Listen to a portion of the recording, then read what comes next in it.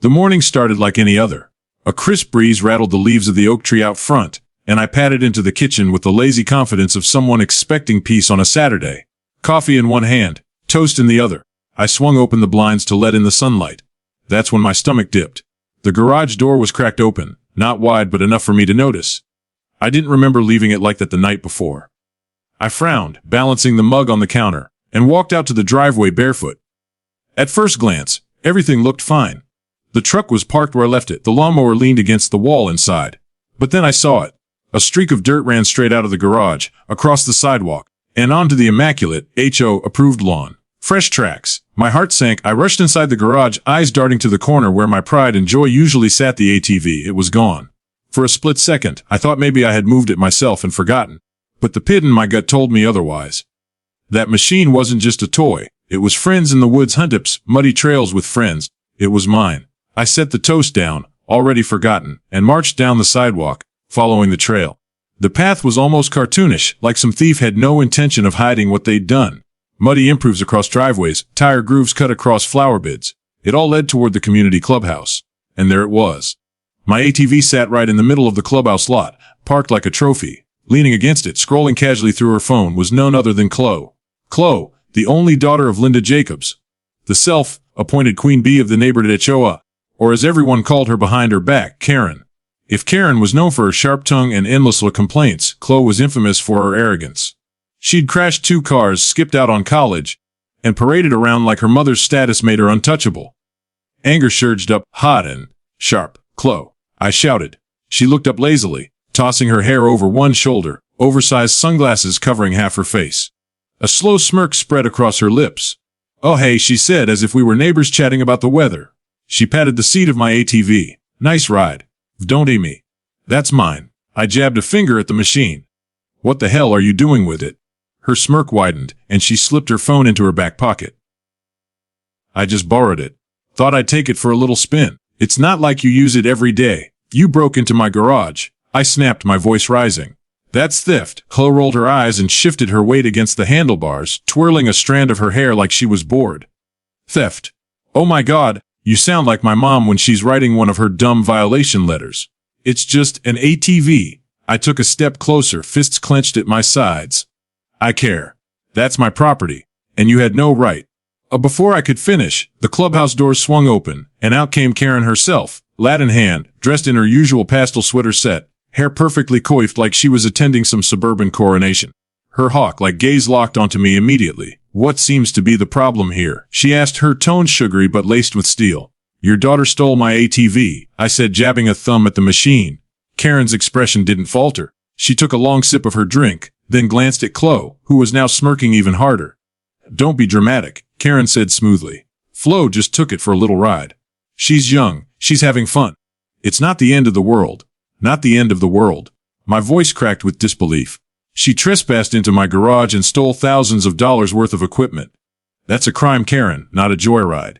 Karen tilted her head, looking at me like I was some unruly tenant in her kingdom. Well, maybe if you kept your garage more secure, this wouldn't have happened. Honestly, you should thank her for exposing the weakness in your home's security. Consider it a lesson learned. I blinked, stunned at the audacity. Flo, emboldened by her mother's presence, climbed onto the ATV seat, her legs swinging as she revved the engine. The sound roared through the lot, echoing against the clubhouse walls. Pretty sweet ride. She shouted over the noise, her grin wicked. You can't do anything about it anyway. Get off my property. I yelled, my blood boiling. But Chloe just laughed, the sound grating. She twisted the throttle and tore a line straight across the freshly trimmed grass of the clubhouse lawn, leaving behind a muddy scar. Several neighbors, drawn by the noise, peeked from their porches, murmuring among themselves. Karen didn't even flinch. In fact, she looked proud, like her daughter was performing some grand stunt. She is spirit, Karen said, watching Chloe spin in a circle. Not everyone appreciates that. She's destroying community property. I shouted, pointing at the ruined grass. And that's still my ATV. Karen raised a perfectly plucked eyebrow. You seem very upset. Maybe you should take a walk. Calm down. We wouldn't want you to say something you regret. After all, you live here too. Don't make things harder for yourself. That last part hit like a veiled threat, the kind Karen was infamous for. I could almost hear the HOA letters she'd draft if I so much as argued too loudly, fines for unsightly trash bins, citations for grass length violations, maybe even a complaint about my mailbox being half an inch too tall. But as Chloe zoomed past again, laughing, mud flying from the tires, I clenched my jaw. The arrogance on her face, the smug tilt of Karen's chin. I knew then that they truly believed they were untouchable.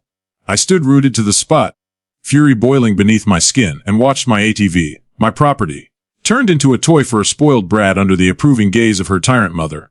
And in that moment I made myself a silent promise they were about to learn just how wrong they were. By the time I trudged back to my house, Chloe was still spinning my ATV around the clubhouse lawn like it was some kind of carnival ride. Every rev of the engine made my jaw clench tighter. I could feel neighbors' eyes on me from their porches, some shaking their heads, others whispering into phones. Everyone knew how Karen ran this neighborhood with an iron fist. Everyone also knew her daughter was the crown princess of entitlement.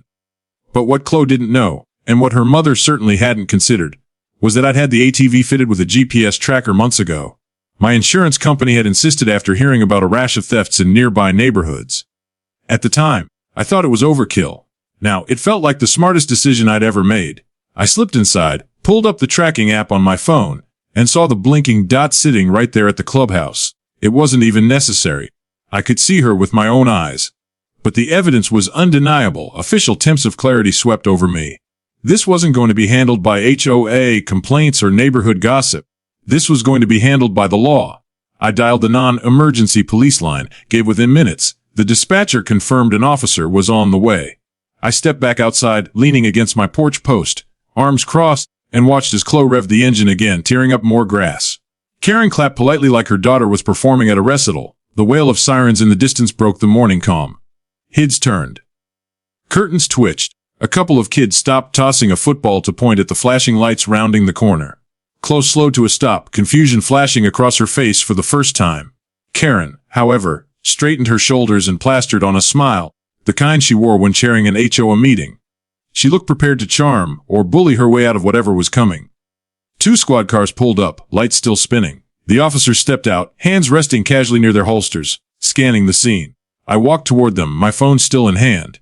"Morning, officers," I said. "That ATV belongs to me. This girl broke into my garage and stole it." The taller officer, a man with a square jaw and mirrored sunglasses, glanced at the machine, then at Chloe, then back at me. "You have proof?" Without hesitation, I handed him my registration paperwork. He examined it, nodding slowly. Then he looked at Chloe. "Miss, is what he's saying true?" Chloe let out a sharp laugh, her bravado snapping back into place. "Are you serious right now? Do you even know who my mom is?" A Karen swept forward, lat still in hand, her voice dripping with condescension. "Yes, officer. Let's clear this up quickly. I'm Linda Jacobs, president of the Maplewood Homeowners Association. My daughter was simply borrowing this ATV. No harm done. There's no need to escalate things with unnecessary dramatics." The officer raised an eyebrows. Did your daughter have permission from the owner to use the vehicle?" A Karen waved her free hand dismissively. "Permission, smission. We're all neighbors here. Surely you can see this is just a misunderstanding." "If it's not a misunderstanding," I snapped, stepping closer. "The broke into my garage. She stole it. And I've got a GPS log showing exactly when and where it was taken." I held up the phone. The blinking dot still glowing on the map. The second officer, a woman with sharp eyes, leaned over to look. She gave a low whistle. "That's pretty clear evidence.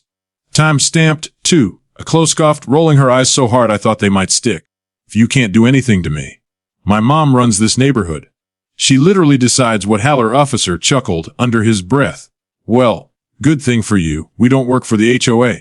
We work for the county sheriff's department." For the first time, Chloe's smirk faltered. Karen bristled, stepping between the officers and her daughter. "This is outrageous. You're harassing my family over a silly piece of machinery. I demand you stand down before I report this behavior to your superiors. I'm very well connected." The female officer folded her arms, unimpressed. "Mom, your daughter is in possession of stolen property.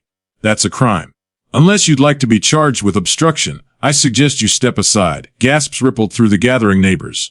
Phones were out now, cameras recording. I could already imagine the clips hitting social media before the hour was up. Oh, Queen trying to shield her daughter from the law. Chloe slid off the ATV reluctantly, glaring at me as if I'd ruined her life. "This is so stupid. It's just an ATV. Why do you even care?" "Because it's mine," I said flatly. "Van, because actions have consequences." The male officer stepped forward, pulling out a pair of handcuffs. Miss, you're under arrest for theft of property. You have the right to remain silent. Anything you say can and will be used against you. What? Chloe shrieked, her face turning red. She jerked back, but the officer held her firm, snapping the cuffs around her wrists. You can't do this. I told you, I'm untouchable. My mom will have your jobs. A Karen lunged forward, her voice rising into a screech. You Henner? This is abuse of authority. You'll regret this. The female officer stepped between them, firm and unyielding. Mom, step back. This is lawful procedure. A Karen's face contorted, caught between rage and disbelief, as the reality sank in that her influence carried no weight here. Around us, neighbors whispered, some nodding approvingly, others openly smirking at the downfall of the neighborhood tyrant. As Chloe was guided toward the squad car, she twisted her head to spit venom in my direction. You're dead to me. You hear me? Dead. You're gonna regret this. I crossed my arms, meeting her glare with cool indifference. I already regret letting you anywhere near my property. The rest is on you. The door slammed shut, the sound final echoing like a gavel. Chloe sat in the back seat, her sunglasses askew, her bravado crumbling into something closer to panic. Karen stood frozen, her hands trembling around her paper cup, lat spilling down the side. She opened her mouth to shout again, but no words came out. For the first time since I'd known her, she looked powerless.